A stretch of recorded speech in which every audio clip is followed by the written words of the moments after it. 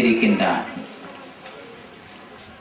அல்லாஹுடைய ஞாபகத்தை விட்டு ஞாபகம் இல்லாமல் அந்த வஸ்துக்களை பார்த்து அல்லாஹுவை நினைவு கூறாமல் அல்லாஹுடைய ஞாபகம் இல்லாமல் யாராவது இந்த உலகத்தில் வாழ்ந்தால் இறைவன் அவர்களுக்கு மிக வேதனையுள்ள ஒரு வாழ்க்கையை அல்லாஹு தஆலா வைத்திருப்பதாக குர்ஆனிலே கூறுகின்றான்.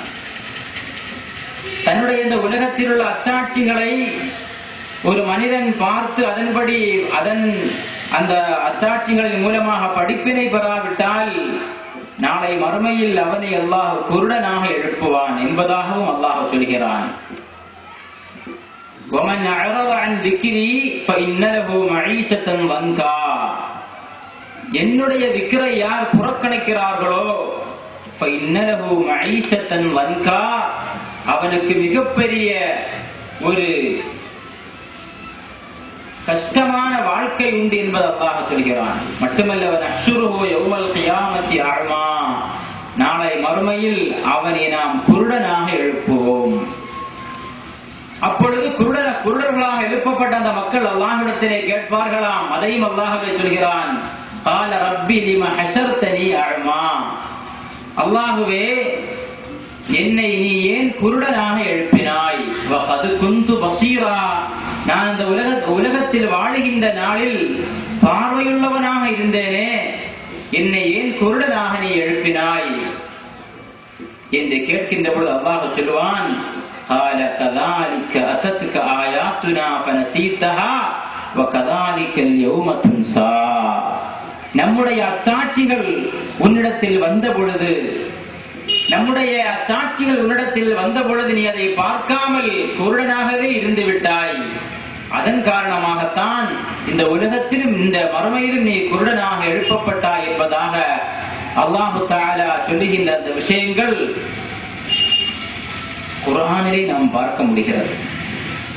அப்பொழுது அல்லாஹ் சுப்ஹானஹு வ தஆலா இந்த உலகத்தில் ஏராளமான படைப்புகளையும், வானங்கள், பூமிகள், சூரியன், சந்திரன், மற்றுள்ள கோளங்கள், கடல்கள், மலைகள், மரங்கள், அருவிகள், எத்தனையோ விலங்கு வகைகள், இவைகளையெல்லாம் அல்லாஹ் தஆலா படைத்திருப்பது அதை பார்த்து மனிதன் படிப்பினை பெற வேண்டும், அல்லாஹ்வை அறிய வேண்டும், அல்லாஹ்வை பற்றியுள்ள ஞாபகம் அவனுக்கு வேண்டும். இவைகளையெல்லாம் படைத்த இறைவன் ஒருவன் இருக்கிறான் என்ற ஞாபகம் அதன் மூலமாக மனிதன் பெற வேண்டும். அதை நமக்கு நபிமார்கள் நமக்கு உணர்த்தி தந்திருக்கிறார்கள். மனிதர்களுக்கு நபிமார்களின் மூலமாக அல்லாஹ் சுப்ஹானஹு வ தஆலா அப்படிப்பட்ட காரியங்களை உணர்த்தி இருக்கிறான். அல்லாஹ் தஆலா நபிமார்களின் மூலமாக அந்த நபிமார்கள் செய்த அந்த வேலை இன்று நபிமார்கள் செய்யற வேலையை நாங்களும் செய்யற ஒரு கூட்டம் செஞ்சுட்டு இருக்குது. அவங்கள பத்தி என்ன சொல்றது? அல் உலமா வரசத்துல் அம்பியா, உலமாக்கள் என்பவர்கள் அல்லாஹ்வுடைய அவுலியாக்கள் என்பவர்கள் வரசத்துல் அம்பியா, நபிமார்களுடைய வாரிசுகள். நபிமார்களுடைய அந்த பரம்பரை நபிகள் கோமான முஹம்மது ரசூலுல்லாஹி ஸல்லல்லாஹு அலைஹி வஸல்லம் அவர்களோடு முற்று பெற்று விட்டது. நபிகள் நாயகம் ஸல்லல்லாஹு அலைஹி வஸல்லம் அவர்களுக்கு பிறகு எந்த நபியும் வரமாட்டார்கள். மா கான முஹம்மதுன் அபா அஹதின் மின் ரிஜாலிக்கும் வலாக்கின் ரசூலுல்லாஹி வ காத்தமன் நபியீன். நபிகள் நாயகம் முஹம்மது ரசூலுல்லாஹி ஸல்லல்லாஹு அலைஹி வஸல்லம் அவர்கள் இறுதி நபியாவார்கள் என்பதாக அல்லாஹ் சொல்கிறான்.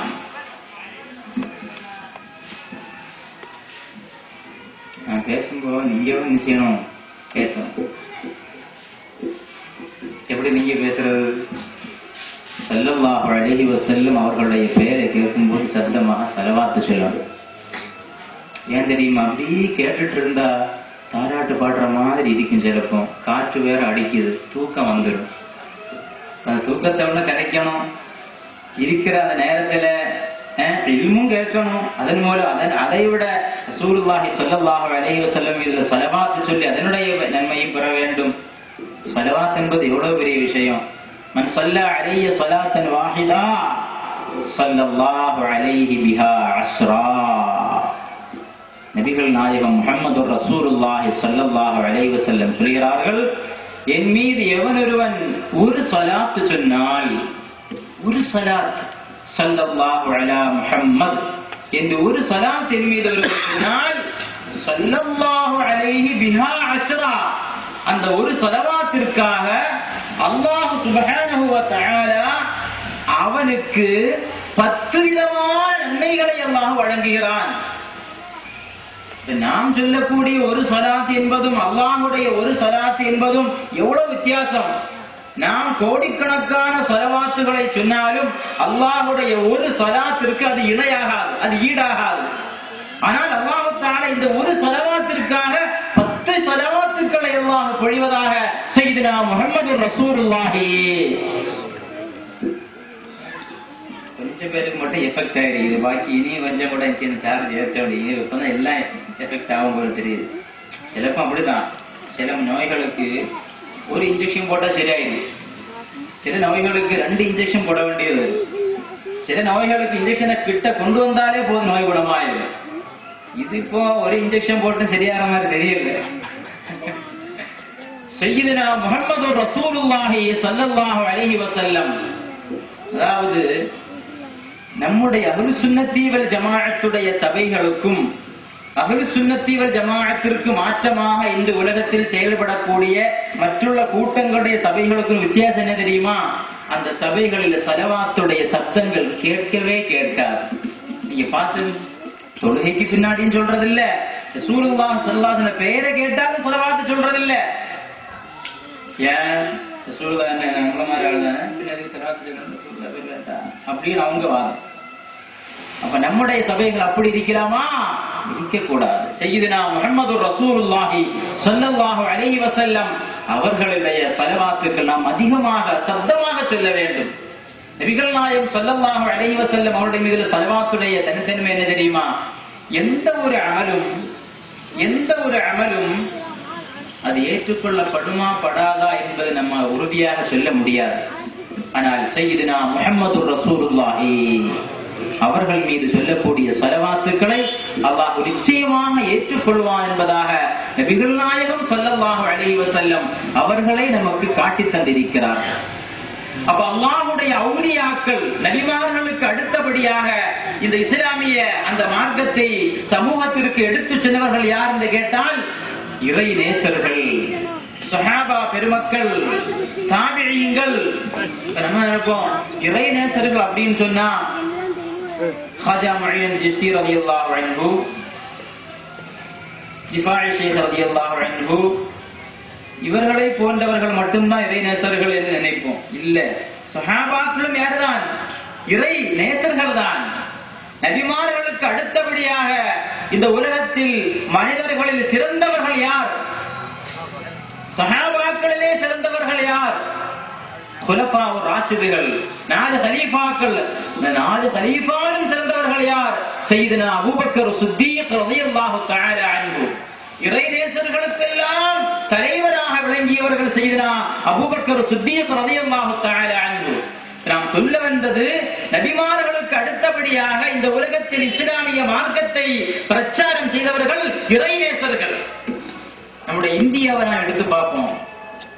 இந்தியாவுடைய கன்னியாகுமரி முதல் காஷ்மீர் வரை ஒருவன் பயணம் செய்தால் அவனுக்கு பார்க்க முடியும், ஒவ்வொரு ஊர்களிலும், ஒவ்வொரு மாவட்டங்களிலும், ஒவ்வொரு மாநிலங்களிலும் இறை நேசர்களுடைய தர்காக்களை பார்க்கலாம். அது எது? அந்த விஷயம், அந்த தர்காக்கள் நமக்கு எதை சொல்லித் தருகிறது தெரியுமா? இந்த இந்தியாவுடைய மண்ணில், பாரத மண்ணில் இஸ்லாம் வேரூன்றியது, இஸ்லாமிய மார்க்கம் பிரச்சாரம் செய்யப்பட்டது இறை நேசர்களின் மூலமாகத்தான் என்ற ஒரு உண்மையை அந்த ஆயிரக்கணக்கான தர்காக்கள் நமக்கு காட்டித் தருகிறது. தமிழகத்துடைய எந்த மாவட்டத்தில் தர்கா இல்லாத மாவட்டத்தை யாராவது சொல்ல முடியுமா? எந்த மாவட்டம் தர்கா இல்லாத மாவட்டம்? இந்தியாவுடைய இத்தனை மாநிலம், 32 மாநிலமா? அந்த மாநிலங்கள் தர்கா, இறை நேசனுடைய தர்காக்கள் இல்லாத மாநிலங்கள் எந்த மாநிலத்தையும் யாராலும் காட்ட முடியாது. இந்தியாவுடைய மண்ணில் நாம் இந்த முஸ்லிம்களாக வாழ்கிறோம் என்று சொன்னால் அதற்கு முழுக்க முழுக்க காரணம் அல்லாஹ்வுடைய அவுலியாக்கள் தான். இன்று நாங்கள் தான் முஸ்லிம்கள் என்று சொல்லி, எங்களுக்கு தான் தௌஹீத் தெரியும் என்று சொல்லி சிலர்கள் உலா வருகிறார்கள். அவர்களுக்கும் இஸ்லாத்திற்கும் எந்த சம்பந்தமும் இல்லை சகோதரர்களே. கேரளாவில், அதாவது இந்திய நபிகள் நாயகம் முஹம்மது ரசூலுல்லாஹி ஸல்லல்லாஹு அலைஹி வஸல்லம் அவர்களுடைய காலகட்டத்திலேயே இந்தியாவில் இஸ்லாம் வந்து விட்டது. இன்னைக்கு எழுதுறான் 985க்கு பிறகுதான் தௌஹீது இந்தியாவில் வந்துதான். நபிகள் நாயகம் முஹம்மது ரசூலுல்லாஹி ஸல்லல்லாஹு அலைஹி வஸல்லம் அவர்கள் வாழ்ந்திருக்கின்ற காலகட்டத்திலேயே அருமை சஹாபா பெருமக்களின் மூலமாக இந்தியாவில் இஸ்லாம் வந்து விட்டது. இந்தியாவுடைய இஸ்லாமுடைய பாரம்பரியம் எத்தனை காலகட்டம்? 1400 ஆண்டு காலமாக இஸ்லாம் இந்தியாவில் வாழ்ந்து இருந்து கொண்டிருக்கிறது. இன்னைக்கு எழுதலாம் 985க்கு பிறகுதான் தமிழகத்தில் தௌஹீதுடைய வித்து விதைக்கப்பட்டது. இது எந்த தௌஹீது? நபிகள் நாயகம் முஹம்மது ரசூலுல்லாஹி அவர்கள் சொல்லி தந்த தௌஹீதை அல்ல, இப்படிப்பட்டவர்கள் சொல்கிறார்கள். 985க்கு பிறகுதான் தௌஹீத் வந்து சொன்னா என்ன அர்த்தம்? நபிகள் நாயகம் ஸல்லல்லாஹு அலைஹி வஸல்லம் அவருடைய காலகட்டத்திலும் சஹாபாக்கள், தாபிஈன்கள், இமாம்கள், அவுலியாக்கள், முன்னோர்களாகின்ற சாலிஹீன்கள் வாழ்ந்த 1400 ஆண்டு காலத்திலும் இங்கே தௌஹீத் இல்லை. ஆனால் நபிகள் நாயகம் என்ன சொல்கிறார்கள் தெரியுமா? ஒவ்வொரு காலகட்டத்திலும் இஸ்லாம் வந்தது முதல் கியாமத் வரை ஒவ்வொரு காலகட்டத்திலும் உண்மையின் மீது இருக்கக்கூடிய ஒரு சமூகம் இந்த உலகத்தில் இருந்து கொண்டே இருக்கும் என்பதாக சய்யிதுனா முஹம்மது ரசூலுல்லாஹி சொல்கிறார்கள். ஆனால் சிலர்கள் சொல்கிறார்கள், இல்ல ரசூலுல்லாஹ் சொன்னது சரியல்ல, நாங்க சொன்னதுதான் சரி. முஸ்லிம்கள் எதை எடுக்க வேண்டும்? முஸ்லிம்களுக்கு நமக்கு மிகவும் முக்கியமானது ஈமான், நம்முடைய மிக முக்கியமான ஒரு விஷயம். இந்த உலகத்தில் எத்தனையோ பட்டங்கள், பதவிகள், சுகங்கள், ஆடம்பரங்கள் எந்த முறையில் மனிதன் வாழலாம். ஆனால் அவனுக்கு ஈமான் இல்லை என்று சொன்னால் அல்லாஹ் அதை ஏற்றுக்கொள்ள மாட்டான்.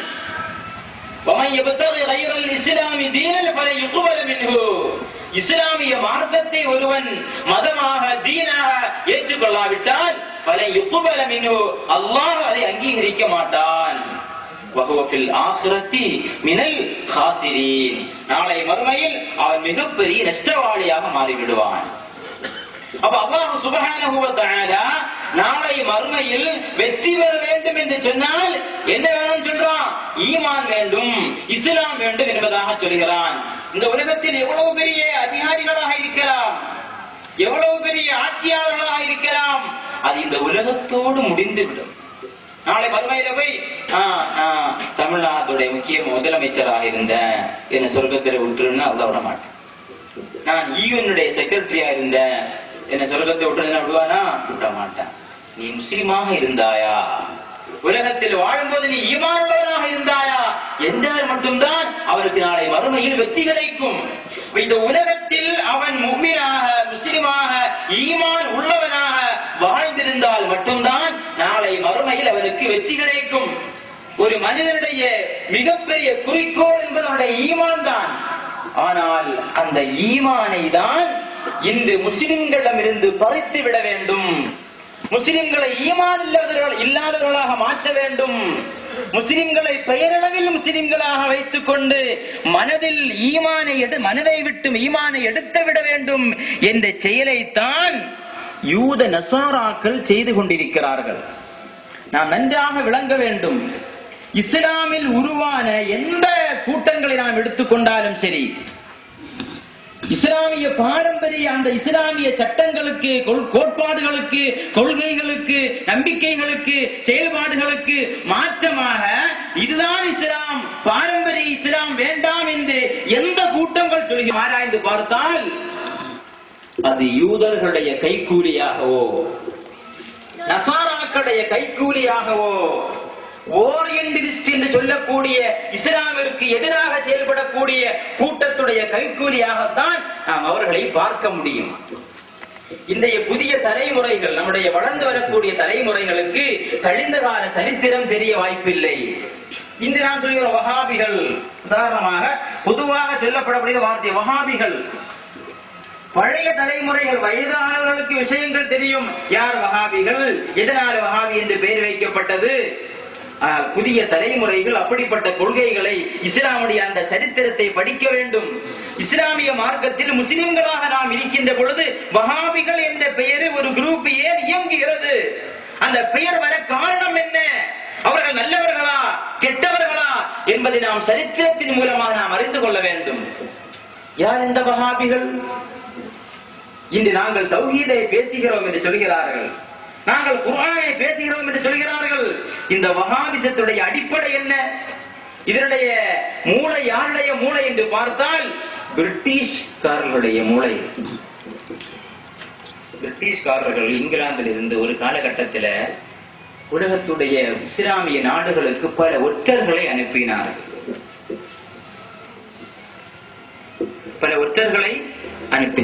இதற்காக வேண்டி அவங்க அந்த ஒற்றருடைய வேலை என்ன தெரியுமா?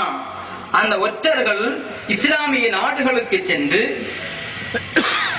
நான் இன்னைக்கு மதரசாவுல மாணவர்கள் அரபிக் கல்லூரியில் மாணவர்கள் ஓதுவதை போன்று அந்த ஒற்றர்கள் பிரிட்டிஷ்காரர்கள் இஸ்லாமிய வேடம் அணிந்து முஸ்லிம்களாக இஸ்லாமிய மாணவர்களாக தோற்றமளித்து இஸ்லாமிய கல்வியை கற்பது, குர்ஆனையும் ஹதீஸையும் ஃபிக்ஹையும் மற்றுள்ள கலைகளை எல்லாம் கற்றுவிட்டு இஸ்லாமை முழுவதுமாக அறிந்து மெல்ல மெல்ல முஸ்லிம்களுடைய சமூகத்திற்கு மத்தியில் சென்று முஸ்லிம்களுடைய ஈமானை குழப்ப வேண்டும் என்ற ஒரு தீர்மானத்தில் கிட்டத்தட்ட ஒரு 500 வருடத்திற்கு 400 வருடத்திற்கு முன்னால் ஏராளமான ஒற்றர்கள் உலகத்துடைய பல பகுதிகளுக்கும் சென்றார்கள். அந்த சென்றவர்கள் ஏராளமானவருடைய சரித்திரம் இல்லாமல் ஆகிவிட்டது. அதில் ஹம்பர் என்று சொல்லக்கூடிய ஒருவன் பிரிட்டிஷ்கார். அந்த ஹம்பருடைய சரித்திரம் நமக்கு கிடைக்கிறது. ஹம்பர் என்பவன் தன்னுடைய டைரி குறிப்பில் அந்த சரித்திரங்களை எல்லாம் சொல்கிறான். இந்த ஹம்பர் அனுப்பப்பட்ட எந்த நாட்டில் தெரியுமா? இன்னைக்கு நாம் சவுதி என்று சொல்லக்கூடிய ஹிஜாஸ் நாட்டில் தான் இந்த ஹம்பர் அனுப்பப்பட்டான். இந்த ஹம்பரும் எந்த நோக்கத்தில் அனுப்பப்பட்டானோ அந்த காரியங்களை எல்லாம் முறையாக செய்துவிட்டான். ஏராளமான அரபிக் கல்லூரிகளில் இஸ்லாமிய மாணவரை போன்று பாடம் படித்தான். நிறைய பேர் நம்ப முடியாம இருக்கிறா. சொல்றது புரியுதா இல்லையா? இப்படியா நடக்குமா? தன்னுடைய டைரி குறிப்பில் மிக தெளிவாக எழுதிய விஷயங்கள். இந்த டைரி குறிப்பு ஆங்கிலத்திலும் உருதுவிலும் மலையாளத்திலும் தமிழிலும் கூட இந்த டைரி குறிப்புடைய மொழிபெயர்ப்புகள் வெளிவந்திருக்கிறது.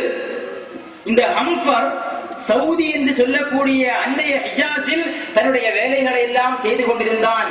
அவன் இப்படியே பார்த்து கொண்டிருந்தான். நம்ம எல்லாம் படிச்சாச்சு, இந்த கருத்துக்களை எப்படி முஸ்லிம்களை குழப்புவது எப்படி அப்படின்னு ஆராய்ச்சி செய்து ஹிஜாஸுடைய மண்ணில் அப்படியே வலம் வருகின்ற நேரத்தில் தான் இப்னு அப்துல் வஹாப் என்று சொல்லக்கூடிய ஒரு கூட்டாளியை கிடைச்சு தந்தாங்க. அந்த ஆளுதான் இத மாதிரி ஒரு குழப்பமான கொள்கைகளை எப்படியாவது மக்களுக்கு சொல்ல வேண்டும் என்று குழம்பிக் கொண்டிருந்த அந்த நேரத்தில் தான் ஹம்பருக்கும் இந்த இப்னு அப்துல் வஹாபிற்கும் நட்பு ஏற்படுகிறது. இப்னு அப்துல் வஹாப் இடத்திலே ஹம்பர் தன்னுடைய ஆசையை சொல்ல, இப்னு அப்துல் வஹாபும் அதே கருத்தை தெரிவிக்க, 2 பேருமாக சேர்ந்து அன்றைய சவுதியுடைய இன்றைய சவுதி அல்ல அன்றைய ஹிஜாஸுடைய மக்களை கொஞ்சம் கொஞ்சமாக குழப்பிக் கொண்டிருந்தார்கள்.